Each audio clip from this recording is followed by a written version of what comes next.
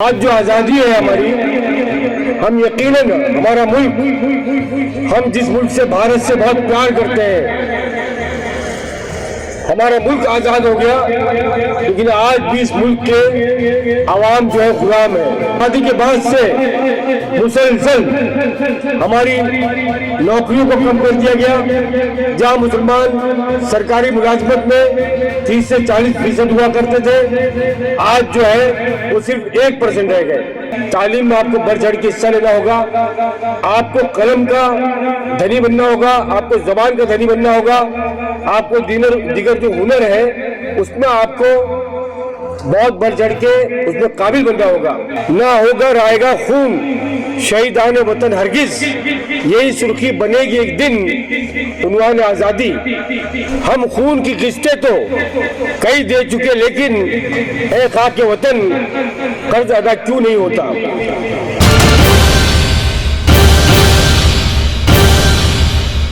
बड़ी खुशनसीबी हमारे दरमियान है कि महाराष्ट्र जो उसका उरूसुल बिलाद जिसको कहा जाता है, मुंबई शहर, हम अल्हम्दुलिल्लाह मोहतरम जनाब राशिद अजीम साहब जो बेहतरीन कलमकार हैं, बेहतरीन सहाफ़ी हैं, बेहतरीन जर्नलिस्ट हैं और अल्हम्दुलिल्लाह अदब से जिनका ताल्लुक़ है, उससे बढ़कर के जिनका खानवादा, जिनका घराना उससे ताल्लुक़ रखता है, वो यहाँ तशरीफ़ लाए हमारे प्रोग्राम में चीफ गेस्ट के तौर पर, मेहमान खुसूसी के तौर पर। हमें उनका ही बयान सुनना है, उनके ही ख़यालात हमें समाअत करने हैं। तो मैं अपनी बात को यहीं ख़त्म करूँगा और उनसे दरख्वास्त करेंगे, उनका भी तारीख़ी पस मंज़र इसी सरज़मीन से है, दो आबे की जो ज़िला सहारनपुर है, और जो इल्मी जो बस्ती है देवबंद, उसी से उनका ताल्लुक़ है। और अल्हम्दुलिल्लाह जो तारीख़ी शहर, कदीम शहर सहारनपुर, उसी से ताल्लुक़ है। और उनके वालिद बुजुर्गवार मरहूम बहुत बड़े मुल्क के बहुत बड़े शायर गुजरे हैं, ताजदार ताज साहब। उनकी एक बेहतरीन किताब है, बेहतरीन उनके अशार, उनके हम्द, इतने खूबसूरत अंदाज में आदमी अगर सैकड़ों हज़ारों सफ़ात भी लिखे तो एक शेर का मुकाबला नहीं कर सकता। एक शेर के अंदर उन्होंने सारी तारीख़ जो है समोई है। इस मुल्क के बावकार, बेहतरीन, महज़्ज़ब और अदब के बेहतरीन सिपाही उनके वालिद बुजुर्गवार रहे हैं, ताजदार साहब जो बहुत ही मुमताज़ और बुजुर्ग शख्सियत गुजरे हैं इस मुल्क के, जिनको इस मुल्क ही ने नहीं बल्कि अदब नवाज पूरी दुनिया के लोगों ने भी पसंद किया। उन्हीं के जो है होनहार और फर्जंद हैं और उन्हीं के मिशन को आगे बढ़ाए हुए, खुद भी अदब के एक बेहतरीन सिपाही हैं और अल्हम्दुलिल्लाह अभी खिदमत अंजाम दे रहे हैं, समाजी एतबार से भी, अदबी एतबार से भी, मुआशरती तरीक़े से भी, और पूरे मुल्क में अंदर पैगाम फैला रहे हैं। और आमना सामना एक बेहतरीन मीडिया नेटवर्क है, उसके ज़रिए से अदब और शेर को और उसको फैला रहे हैं, बता रहे हैं। तो मैं उन्हीं वही मेहमान खुसूसी हैं इस प्रोग्राम के, पूरी टीम का आमना सामना की और पूरे वफ्द का भी हम इस्तकबाल करते हैं कि हमारी खुशकिस्मती है कि अल्हम्दुलिल्लाह ये हमारा प्रोग्राम सिर्फ लोकल नहीं है, इस हमारे ज़िला सहारनपुर का नहीं रहा, बल्कि महाराष्ट्र से तकरीबन 1700-1600 किलोमीटर से चलकर तशरीफ़ लाए। तो ये हमारा प्रोग्राम नेशनल प्रोग्राम हो गया अल्हम्दुलिल्लाह। आप हजरात के लिए खुशी का मकाम है, तो मैं आपका इस्तकबाल करता हूँ, वेलकम करता हूँ और आपसे गुजारिश करता हूँ कि अपने ख़यालात का इज़हार फरमाएँ। और अल्हम्दुलिल्लाह मैं आपको बता दूँ कि ऑल इंडिया मिल्ली काउंसिल जो हमारी मुल्क की सतह की तंजीम है, उसके भी अल्हम्दुलिल्लाह मुंबई और महाराष्ट्र के ज़िम्मेदार हैं, मुंबई के सदर हैं अल्हम्दुलिल्लाह मिल्ली काउंसिल के, और सारी खिदमत अंजाम देते हैं। मैं गुजारिश करता हूँ राशिद अजीम साहब से। आगाज उस ज़ात पाक के नाम से जो निहायत मेहरबान और रहम वाला है। जामे रहमत के वाइस चांसलर जनाब डॉक्टर मौलाना अब्दुल मालिक मुगैसी साहब, जामे रहमत के मौलवी हज़रात और डाइस पे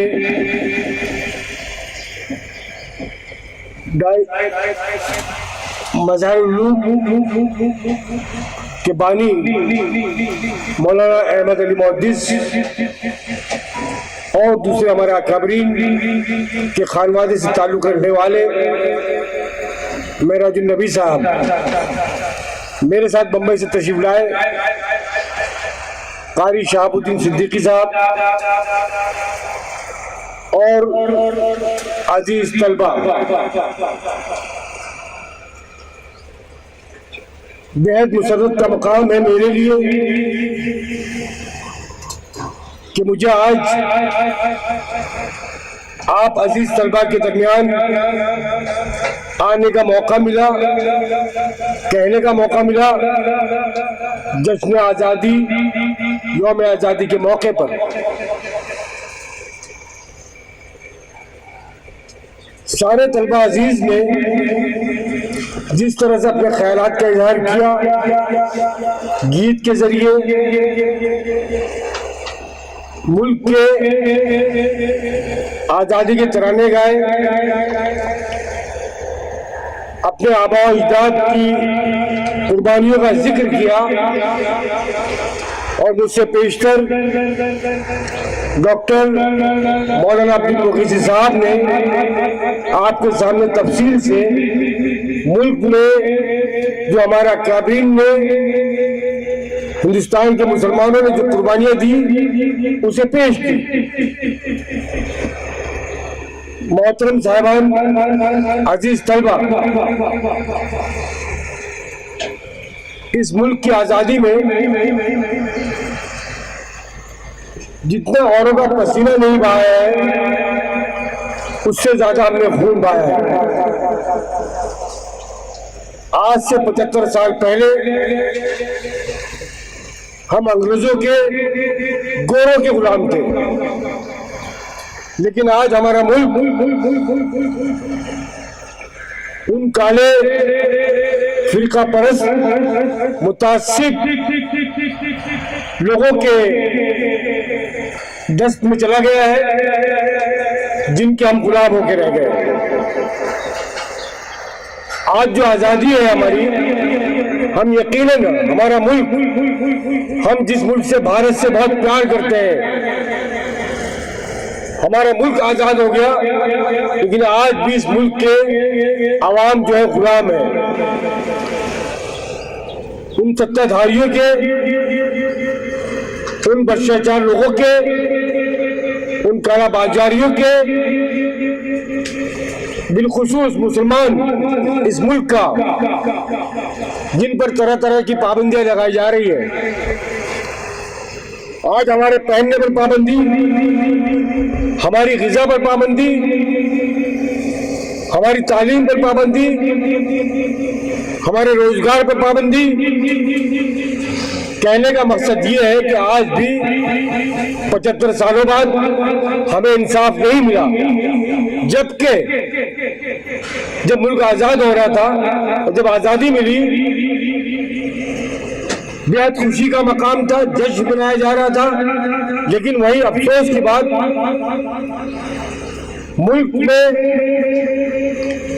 दो मजहबी नुक्ते नजर सामने आए और उस बुनियाद पर मुल्क का बंटवारा हो गया। जो पाकिस्तान में थे वो पाकिस्तान में रह गए, कुछ मुसलमानों को जाना था वो चले गए, लेकिन हमारे आबा अजदाद मौलाना अबुल कलाम आजाद से लेकर गांधी जी ने भी और पंडित जवाहरलाल नेहरू ने भी, जो मुल्क के पहले वजीर आजम थे, यहाँ के मुसलमानों को रोका कि आप जाइए मत, ये आपका मुल्क है, आपके साथ इंसाफ होगा, आपके साथ नाइंसाफी नहीं होगी, आपको आपका हक दिया जाएगा। और उसके बाद मुल्क का संविधान बना, जो दस्तूर बना, जिसे हम 26 जनवरी के नाम से मनाते हैं, जिस रोज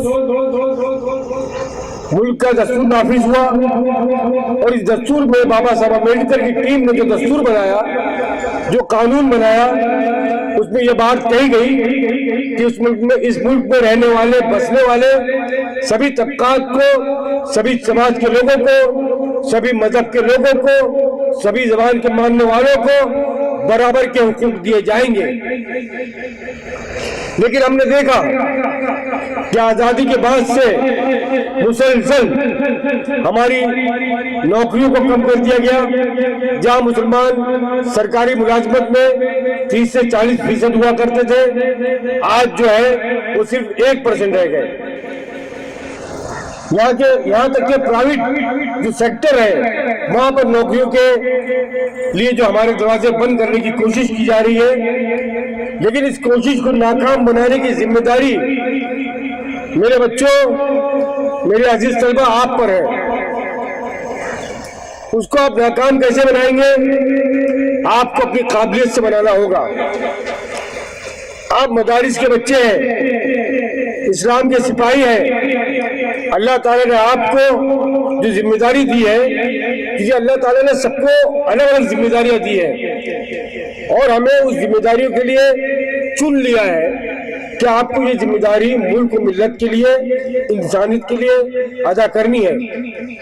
आज आपके सर पे आप जो टोपी लगाए बैठे हैं तिरंगे की, आपके बाजुओं पर ये जो तिरंगा मौजूद है, इस तिरंगे की टोपी की भी लाज रखनी है आपको, इस मुल्क की भी लाज रखनी है और फिरका परस्त अनासिर के साजिशों को नाकाम भी बनाना है। अब बात में वही आऊंगा कि आप इस साजिश को नाकाम कैसे बनाएंगे। आप अपने आप में वो काबिलियत पैदा कीजिए, कलम की ताकत, तहरीर की ताकत, जदीद उलूम की ताकत, इस्लामी निज़ाम जो नाफिज करने की बात है कि डराया जाता है कि इस मुल्क में इस्लामी निज़ाम नाफिज कर दिया जाएगा। हम इस्लामी निज़ाम नाफिज नहीं करना चाहते। हम इस मुल्क के जमहूरी निज़ाम के तहत रहना चाहते हैं जिसमें सबको बराबर का हक दिया गया है। इस्लाम पर, मजहब पे अपने चलने का हमें पूरा हक दिया गया है और बिल्कुल हमारा हक है वो। तो आपको अपने मजहब पे चलते हुए इन सारे उलूम को हासिल करना होगा, अपने में काबिलियत पेश करनी होगी कि सरकारी नौकरियों में या प्राइवेट सेक्टर में आपको लेने पे वो मालिकान या वो अधिकारी आपको मजबूर हो जाए। अगर आप मदारिस से निकलकर मजहब की तबलीग करते हैं, इस्लाम की तबलीग करते हैं, तब भी आपको दूसरे उलूम को जबानों पर आपको अबूर हासिल करना होगा। मैं इस मुल्क के सभी तलबा अजीज से कहना चाहूंगा कि आप जिस सूबे में भी है, जिस स्टेट में है, आप उर्दू की तालीम हासिल कर रहे हैं, अरबी पढ़ रहे हैं, लेकिन उस सूबे की जो जबान है, चाहे वो मराठी हो, हिंदी हो, तेलुगु हो, तमिल हो, बहुत सारी जबानें हैं, उन रियासती जबानों पे भी आपको अबूर हासिल करना होगा। दोस्तों, जिस तरह से मैंने कहा कि लगातार हम पर, मुसलमानों पर, खास तौर से इस मौजूदा सरकार में जो जुल्म और नाइंसाफियां हो रही है, हमें इससे कतई मायूस होने की जरूरत नहीं है। वही बात मौलाना डॉक्टर अब्दुल मालिक मोहसिन साहब ने भी कही कि हम मायूस नहीं है, न हम खौफजदा है। ये आजमाइशें तकरीबन 1400 साल में न जाने कितनी बार मिल्लत के सामने, मुसलमानों के सामने आई है। इन आजमाइशों से गुजरना ही हमारी जिम्मेदारी है। हम ये कहना चाहेंगे इस मौके पर, एक शेर आपके सामने पढ़ना चाहूंगा। ना होगा रायगा खून शहीदान वतन हरगिज, यही सुर्खी बनेगी एक दिन उन्वान आजादी। हम खून की किस्तें तो कई दे चुके, लेकिन ए खाके वतन कर्ज अदा क्यों नहीं होता। आजादी के मौके पर, आजादी से पहले बहुत कुर्बानियां दी हमने, फिर तकसीम जब मुल्क हुआ, तकरीबन 1.5 करोड़ मुसलमान और हिंदू भाई और दूसरे तबकात के लोग जिनका कत्लेआम हुआ, यानी इंसान मरे, मुसलमान या हिंदू नहीं मरे बल्कि इंसानियत का कत्लेआम हुआ। आजादी के बाद से आज तक मुसलमान कुर्बानियां देते आ रहे इस मुल्क के लिए, अपने भारत की एकता और अखंडता को बचाने के लिए।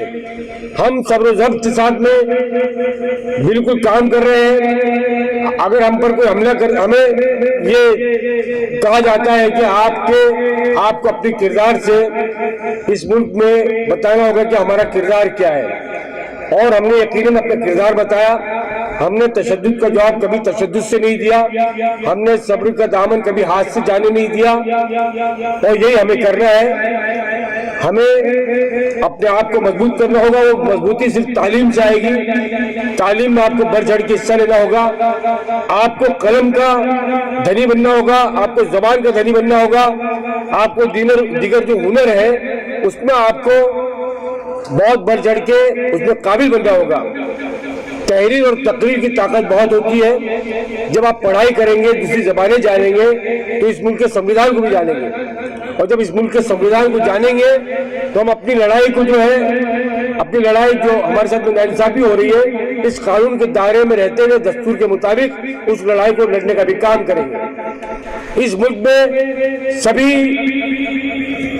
लोगों के लिए तरह तरह की स्कीमें नाफिज होती है सरकारी, जिससे हम अक्सर जो है मुसलमान महरूम रह जाते हैं, क्योंकि हम उन स्कीमों तक पहुंच ही नहीं पाते जो कि हमारा हक है। सरकार जो हम पर कोई एहसान नहीं करती है, बल्कि उसकी जिम्मेदारी है कि मुल्क के अंदर बसने वाले सारे लोगों को अनाज, कपड़ा, मकान की सुविधा दे, और ये कैसे हासिल करना है इसके लिए आपको उन स्कूलों को भी जानना होगा।